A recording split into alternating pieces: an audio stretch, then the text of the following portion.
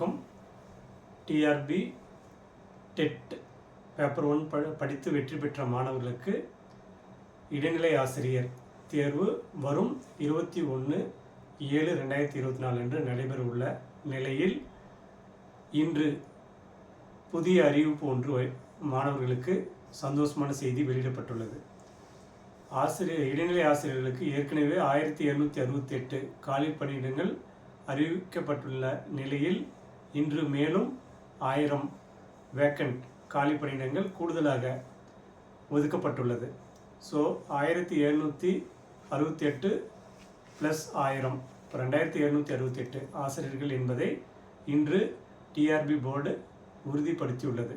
So அதனால் இடைநிலை ஆசிரியர்களுக்கு தேர்வுக்கு முன்னாடியே அடுத்து ஒரு 1000 வேக்கண்ட் அடிஷ்னலாக கொடுத்துருக்காங்க. ஏற்கனவே பேப்பர் 2 நியமன தேர்வுக்கும் 3 முறை, அதாவது கால்ஃபர் வந்தது ஒரு டைமு, இடையில் 2 முறை, மொத்தம் 3 டைம் வேக்கண்ட் இன்க்ரீஸ் ஆனது. அதே மாதிரி இடைநிலை ஆசிரியருக்கு தேர்வு வருவதற்குள்ளே ஒரு டைம் இன்க்ரீஸ் ஆகிருக்கு. தேர்வு எழுதி ரிசல்ட் வெளியிட்டு ஃபைனல் பண்ணுற ஸ்டேஜில் கூட கூடுதலாக ஆகிறதுக்கு வாய்ப்பு இருக்குது.